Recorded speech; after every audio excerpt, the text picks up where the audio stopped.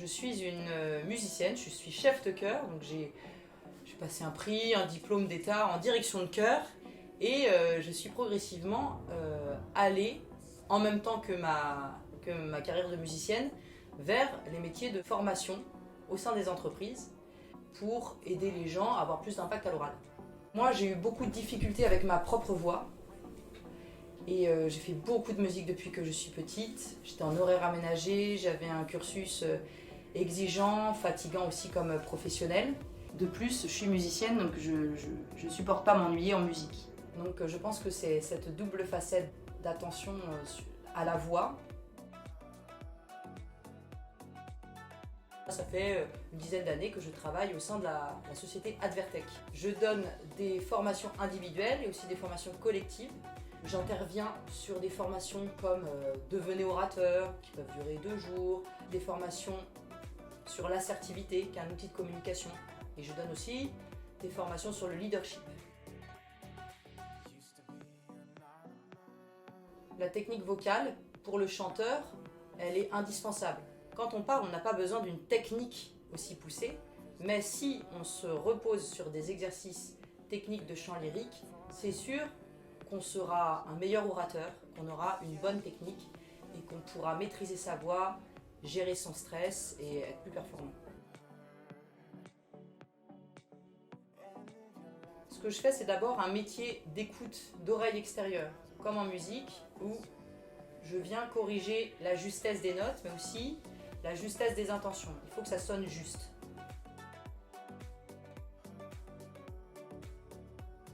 Alors, ce que je rencontre souvent comme problème, c'est que les gens, ils n'ont pas le recul sur leur voix. Ils n'aiment pas leur voix parce qu'ils ne s'entendent pas et qu'on n'a pas les mêmes sensations quand on parle que quand on écoute. Et ils n'entendent pas souvent qu'ils sont ennuyeux. Donc, il y a un vrai travail d'apprentissage, d'écoute. Donc, ça peut être un problème de tempo qui est trop rapide, toujours le même, ou un caractère qui n'est pas adapté, qui n'est pas ajusté, c'est pas le bon ton, une voix qui est chevrotante ou un peu cassée. Ah, c'est ça qui est génial, c'est que y a tous les métiers, du chef d'entreprise au data scientist, au consultant, tous les métiers sont concernés puisque la voix elle est universelle, chacun se sert de sa voix. Généralement, je donne entre 6 à 12 heures d'atelier par personne. Ce qui est intéressant, c'est que ça s'intercale à la pause déjeuner, donc ça permet de ne pas impacter une journée de production. On a tous à travailler notre voix pour être plus performant. Quand je suis plus à l'aise avec ma voix, je suis meilleur leader, je fais passer l'idée la plus importante, je suis convaincant, je fais en sorte que le public me suive et adhère à ce que je dis.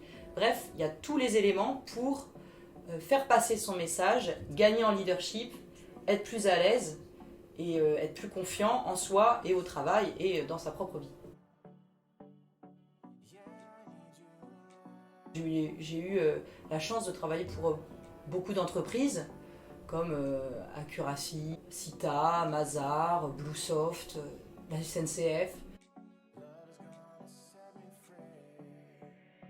Je me souviens d'une femme que j'avais pendant la période du Covid qui en une heure était devenue souriante.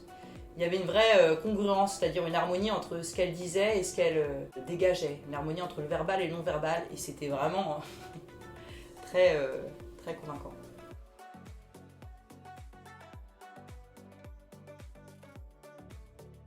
J'ai un exemple que j'aime beaucoup, un monsieur qui a un gros poste et qui parlait mais avec un débit extrêmement monotone et extrêmement monocorde, des mâchoires très serrées et sur des phrases interminables.